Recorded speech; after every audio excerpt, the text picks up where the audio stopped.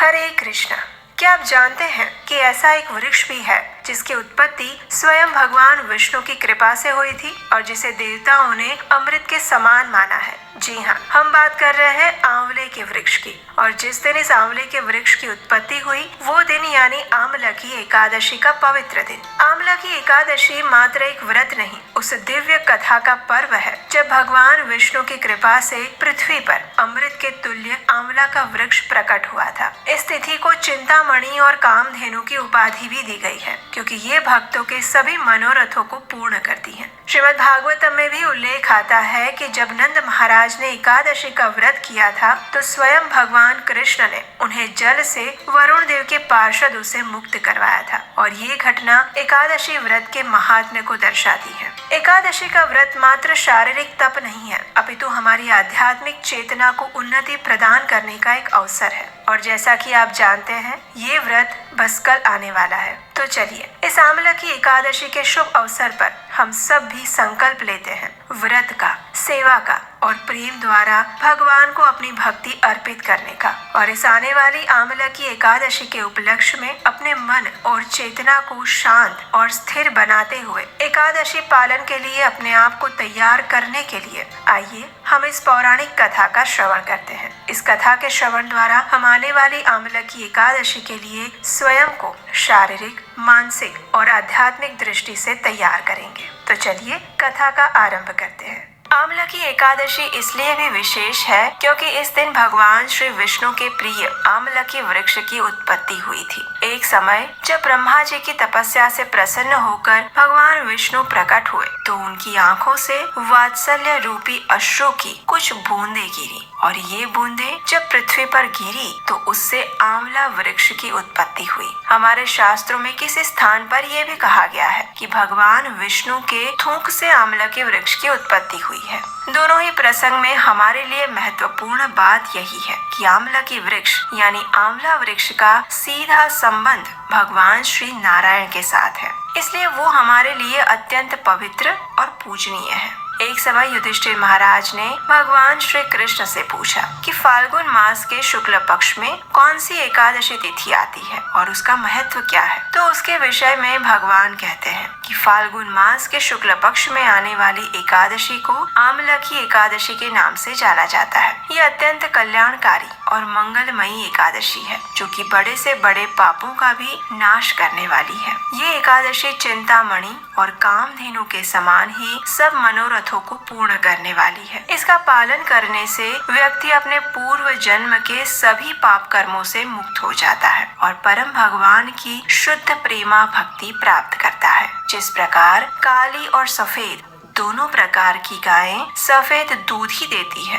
उसी प्रकार शुक्ल पक्ष और कृष्ण पक्ष दोनों की एकादशी समान रूप से मुक्ति प्रदान करती है। जो व्यक्ति इस एकादशी की महिमा का श्रवण भी करता है उसके भी समस्त पाप नष्ट हो जाते हैं। एक समय नंद महाराज ने श्री कृष्ण के कहने पर गोवर्धन पूजा उत्सव का आरंभ किया और उससे रुष्ट इंद्रदेव ने 7 दिनों तक मूसलाधार वर्षा की। ये उत्सव अमावस्या के दिन हुआ था और फिर शुक्ल पक्ष का 9वां दिन बीत जाने के बाद 10वें दिन देवराज इंद्र ने भगवान श्री कृष्ण की उपासना की और इस प्रकार सभी व्रजवासी इंद्र के कोप से मुक्त हो गए। तत्पश्चात नंद महाराज ने पूर्णमासी के 11वें दिन संपूर्ण दिन का उपवास करके एकादशी व्रत का पालन किया यानी शुक्ल पक्ष की एकादशी तिथि। इस व्रत का पारण करने के लिए वे अगले दिन यानी द्वादशी पर प्रातः काल में ही यमुना में स्नान करने चले गए, लेकिन उन्होंने बहुत जल्दी स्नान कर लिया था,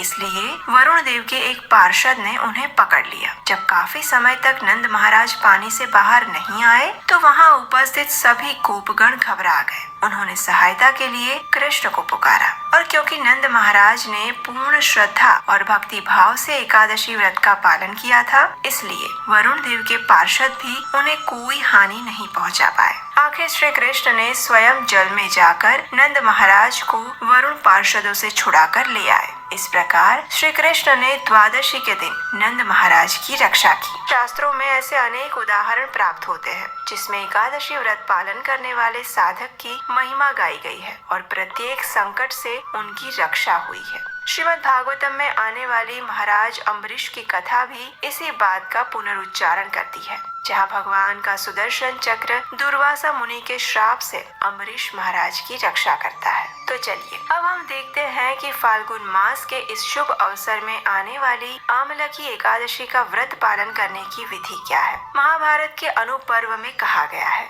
अनायुष्यम दिवा स्वप्नम तथाभ्युदित शायिता प्रगेनिशा माशो तथा नैवोच्चिष्टा स्वपन्ति वै। अर्थात दिन में सूर्योदय के बाद सोना आयु को क्षीण करने वाला है। प्रातः काल और रात्रि के आरंभ में भी नहीं सोना चाहिए। इसलिए जो भी व्यक्ति एकादशी व्रत का पालन करना चाहते हैं उसे कम से कम एकादशी के दिन प्रातः ब्रह्म मुहूर्त में उठ जाना चाहिए। ब्रह्म मुहूर्त का समय यानी सूर्योदय से 1.5 घंटा पहले का समय। उठकर स्नान इत्यादि से शुद्ध हो जाना चाहिए और फिर अपने घर में या मंदिर में भगवान की मंगला आरती करनी चाहिए अथवा उसका दर्शन करना चाहिए। तत्पश्चात इस आमलकी एकादशी व्रत का संकल्प लेना चाहिए। उसके लिए हाथ में गंगा जल लेकर भगवान के समक्ष जाइए और उनसे प्रार्थना करते हुए इस श्लोक का उच्चारण करिए। अगर आप संस्कृत में श्लोक नहीं बोल सकते तो कम से कम हिंदी में उसका अनुवाद अवश्य सुनना या पढ़ना चाहिए। ये श्लोक और उसका अनुवाद इस प्रकार है। एकादश्यां निराहारः स्थित्वा अहं परेहनि भोक्ष्यामि पुंडरीकाक्ष शरणं मे भवाच्युत।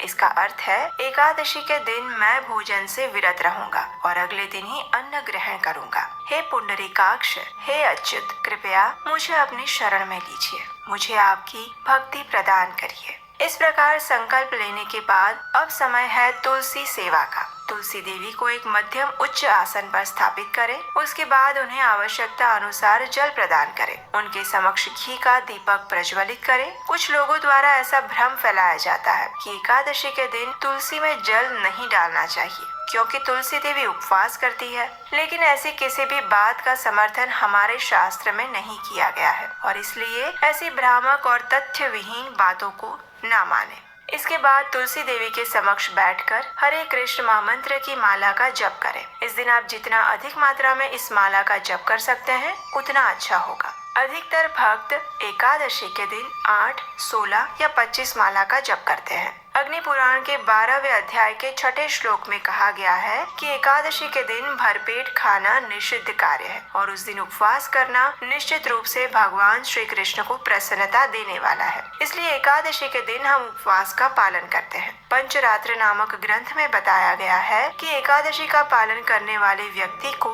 एकादशी के दिन इन 5 चीजों का त्याग करना चाहिए। चावल, गेहूं, जौ, मूंग, चना, उड़द जैसी दालों का और मटर, फलियां इत्यादि सब्जियां और सरसों का तथा तिल का तेल। यदि कोई भी व्यक्ति इनमें से किसी भी चीज का सेवन एकादशी पर करता है तो उसका एकादशी व्रत टूट जाता है। अगर आपको आवश्यकता लगे तो इस दिन आप दूध, फल, फलों का रस, कंदमूल इत्यादि से बनी हुई चीजें और एकादशी प्रसाद ले सकते हैं। इस दिन अधिक से अधिक मात्रा में हरे कृष्ण महामंत्र का जप करना चाहिए। श्रीमद् भागवतम और भगवत गीता जैसे ग्रंथों का श्रवण और पठन करना चाहिए। आंवले एकादशी के दिन आपके घर के आसपास या मंदिर में अगर आंवले का वृक्ष है तो उसकी पूजा करनी चाहिए। उसे धूप, दीप, गंध, पुष्प और भोग अर्पित करने चाहिए। ऐसा करने से भगवान श्री विष्णु की विशेष कृपा प्राप्त होती है। अगले दिन द्वादशी पर प्रातः ब्रह्म मुहूर्त में उठकर स्नान इत्यादि से शुद्ध होकर एकादशी व्रत का पारण करना चाहिए। पारण से पूर्व